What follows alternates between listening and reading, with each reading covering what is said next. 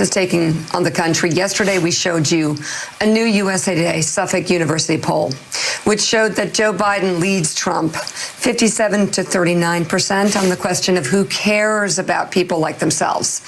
That number in mind when listening to this next piece of sound.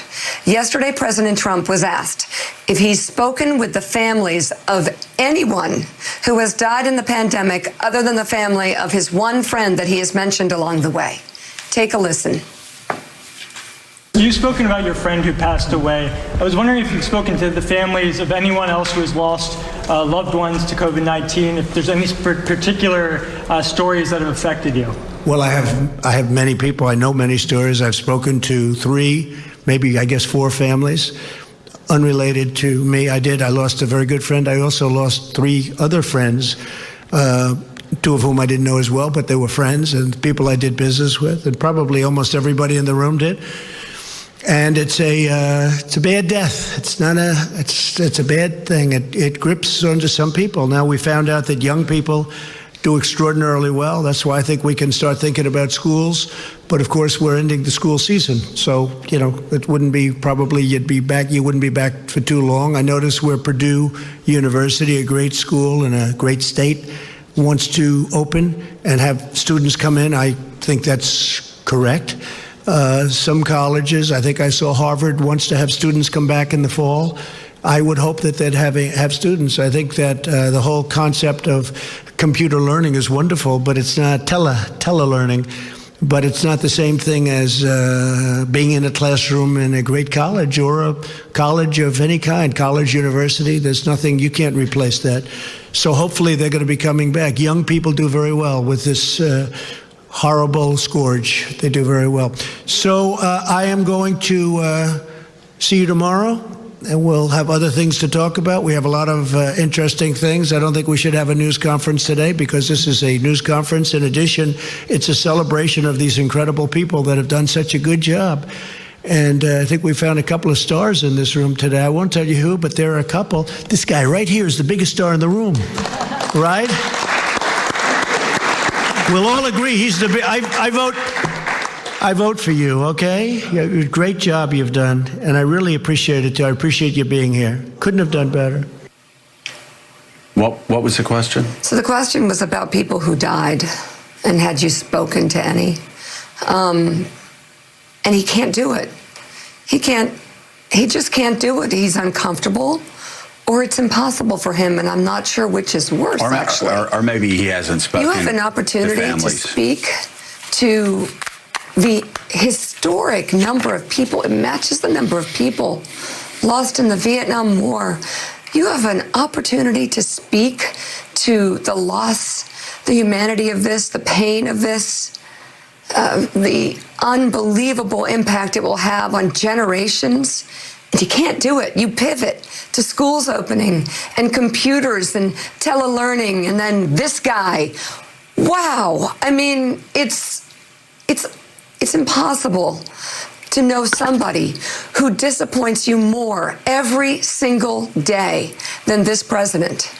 And I mean, that was, Joe, that was pathetic. That was really sad that he can't even feign empathy. He can't try to feign empathy. They actually tried. He won't do it. They actually tried at the press conference yesterday by having him read a couple of lines, which he read very poorly. But Willie, while the president's talking about reopening schools, this is a commander-in-chief that is forcing West Point graduates to fly back from across the country when they're concerned for their safety, when the administrators at West Point are concerned about their safety. And the president has said he wants them back so he can deliver a commencement address, and actually said he wanted them to be tight, wanted them to be together tight. He didn't like the social distancing that they had at the Air Force Academy. Again, obviously, stating the obvious here, not a serious man, but a dangerous man when it comes to handling this pandemic. He's undersold it repeatedly. Now he's talking about getting schools back when 85% of Americans don't want schools back. And here he is talking about even forcing cadets to fly back from across the country, and many of them right now helping with this pandemic response, to fly back so they can hear him read a speech. Yeah, and these are the signs, those people we were talking about at the top of the show who say that all this stay-at-home action that we've taken, all this social distancing is the greatest mistake in history, and all the other extreme, ridiculous comments. They get signals from Donald Trump. The signals include, I don't know, not wearing a mask when you go to the Mayo Clinic, for example, if you're in the administration, or talking about coming back for Easter, or talking about it's fine to have the graduation at West Point. So despite the guidelines they put out, those people watch the actions of this president and this White House. But looking at that question, Joe, just imagine again what Barack Obama, George W. Bush, Bill Clinton, George H.W. Bush, Ronald Reagan, go down the line, what that moment would have been like with any other president. And Jimmy Carter, go back through every president in history, what that moment would have been like, the speech they would have given, the story they might have told. It reminded me of the moment a few weeks ago in the briefing room when he barked at Peter Alexander for the simple question of what's your message to Americans who are scared? And he said, my message is you're a terrible reporter, to Peter Alexander.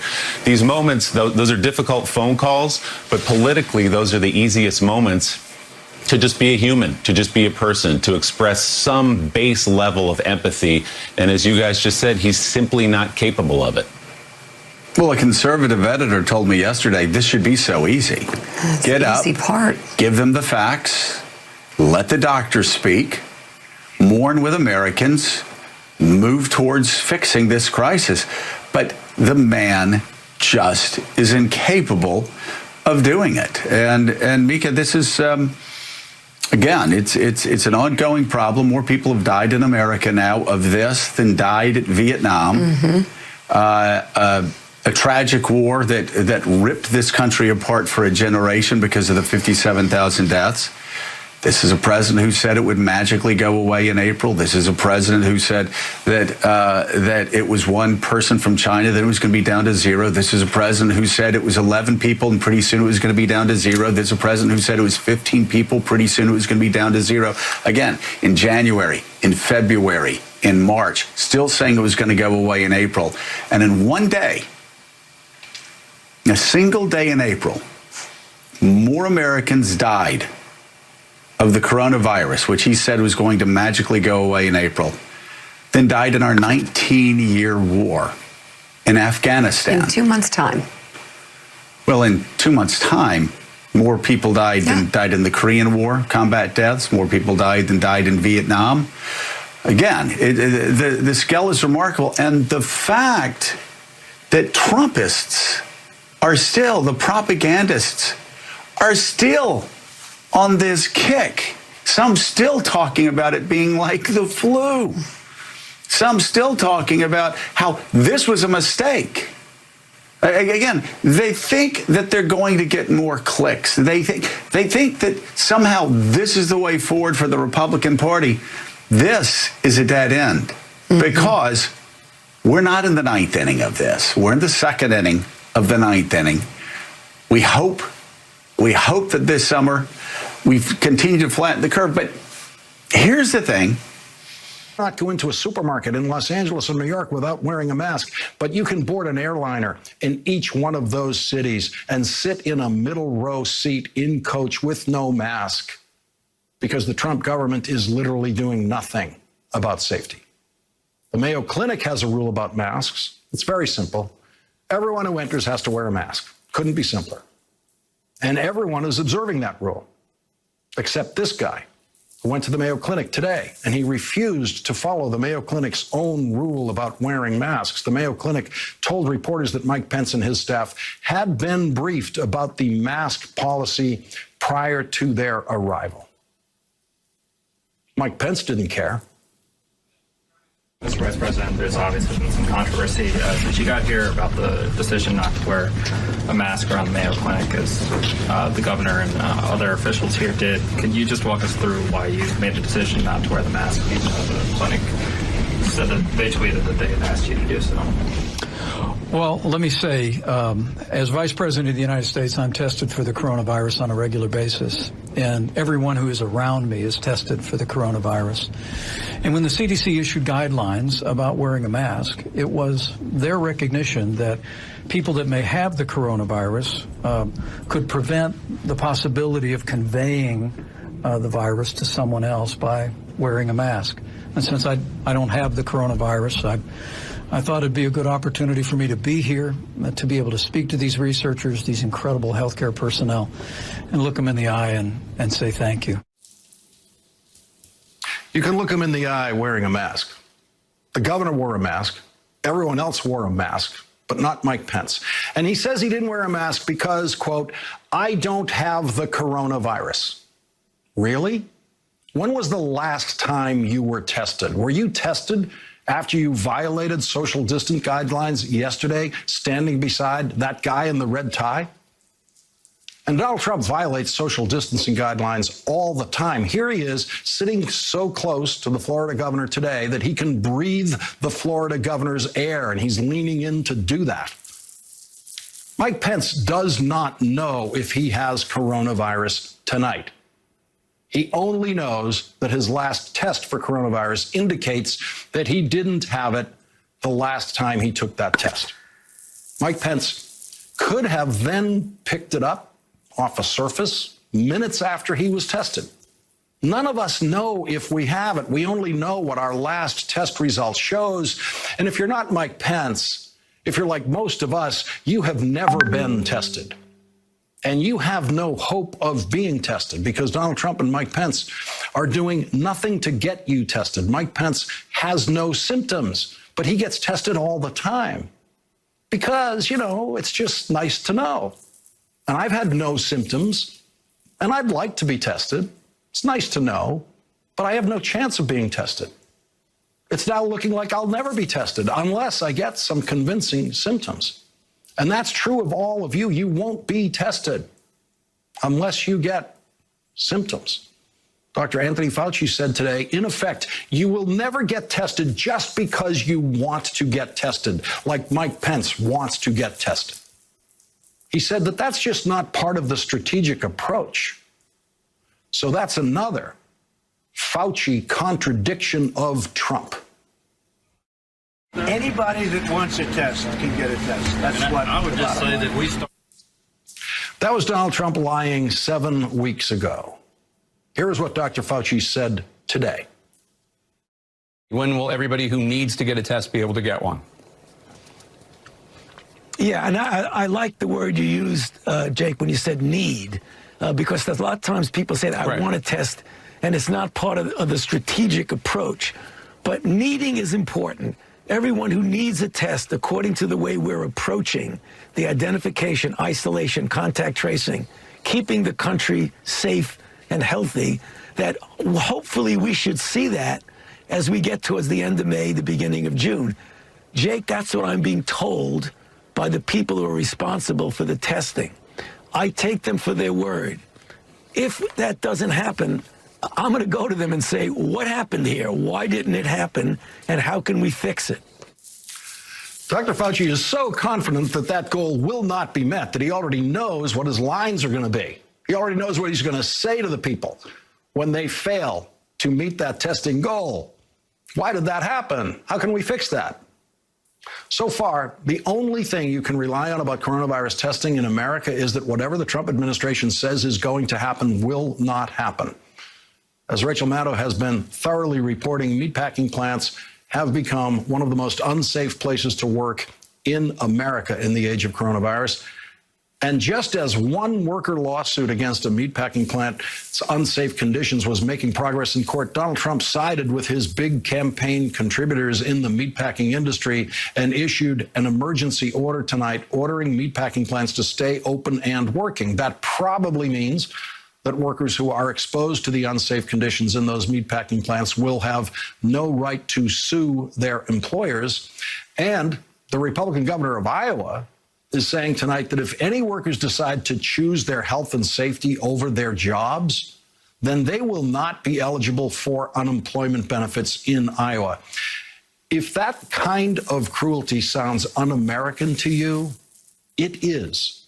Cruelty towards workers was the norm in this country 100 years ago, but Francis Perkins guided Democratic governors and then Democratic President Franklin Delano Roosevelt toward more and more protections for workers in the workplace. The progress was imperfect, as progress always is, but for most of the last 100 years, the American thing to do, the right thing to do, was to increasingly protect workers' safety and workers' rights. But the sad truth of our history is that has never been the Republican thing to do. But Trump Republicanism is not just a failure to embrace worker safety. Trump Republicanism is an embrace of cruelty, from caging children at the southern border to doing absolutely nothing to protect the safety of airline workers from COVID-19, to ordering workers at meatpacking plants, in effect, to go back to work in the plants that are being overrun with coronavirus. And if they don't go back to work in those unsafe plants, Trump Republicanism means that they get nothing, no unemployment. Trump Republicanism will make sure that those workers cannot afford to buy the food that they used to produce if they don't risk their lives by continuing to work in those meatpacking plants. That is a cruelty level Republicans did not reach before Donald Trump showed them new levels of cruelty. I like the numbers being where they are. I don't need to have the numbers double because of one ship. That wasn't our fault. And it wasn't the fault of the people on the ship either. Okay? It wasn't their fault either. And they're mostly Americans, so I can live either way with it. I'd rather have them stay on, personally. So this was Donald Trump's explanation for not bringing a cruise ship with many, many infected passengers onto our shores because he didn't want the numbers to go up. Do you think there's a piece of self-defeating behavior where he doesn't invoke the Defense Production Act, he doesn't sort of muster all the ingenuity of American science and industry and business to get the testing where he says he wants it because he doesn't want to know what the numbers are? Yeah, Nicole, I think it's a combination of three things. I think that's the first thing. I think that the president's always tried to undercount, underplay, downplay the disease. And if you test and you find it, and we certainly have much more of it than even the million cases we've officially counted, then that will drive the numbers up in a way the president doesn't want to. I think the second thing is just incompetence. There's just been a lot of incompetence around this. There's just been a lot of bad decisions, bad leadership, bad coordination that have plagued this problem. And I think that's a second thing. And I think the third thing is ideology. I think the president doesn't want to use the full powers of his office to command the private sector to produce these tests because somehow he thinks that's socialism or some craziness like that. And so I think you add his narcissism, his incompetence, his ideology, you put them together, and that has been, sadly, a very deadly combination for our country. I was wondering if you've spoken to the families of anyone else who has lost loved ones to COVID-19, if there's any particular stories that have affected you. Well, I have many people. I know many stories. I've spoken to 3, maybe I guess 4 families unrelated to me. I lost a very good friend. I also lost 3 other friends, 2 of whom I didn't know as well, but they were friends and people I did business with, and probably almost everybody in the room did. And it's a bad death. It's a bad thing. Now we found out that young people do extraordinarily well. That's why I think we can start thinking about schools. I think that the whole concept of computer learning is wonderful, but it's not tele-learning. But it's not the same thing as being in a classroom in a great college or a college of any kind. That's a self-portrait of America. And you know what it spells? It spells love. We received thousands of masks from all across America. A little bit more of this and a little bit less of the partisanship and the ugliness, and this country would be a better place. 2 leaders, both given a chance, open questions about how they deal with the nation, or in Governor Cuomo's case, a state in mourning. While those clips were just from the last 24 hours, they're certainly symptomatic, if you will, of how each has been handling this crisis for months. And what we're seeing are two drastically different messages to those who are hurting, people in need. Joining our conversation, Democratic strategist, because of his failure on both. Incompetence is the surest way to drive down your leadership numbers. But I think in some ways more nagging and harder to recover from is this inability to sort of see what we're seeing, to feel what we're seeing. I can barely read the numbers of infections and deaths without getting a lump in my throat. We end every show by doing a couple of obituaries. I've not heard him do one obituary. I've not heard him talk about a single life ripped from that person's family because of this horrible disease. I mean, is it a capacity thing? Is it the White House staff's ignorance? Because this isn't just on him. It's on a White House staff to tell a president what they should do.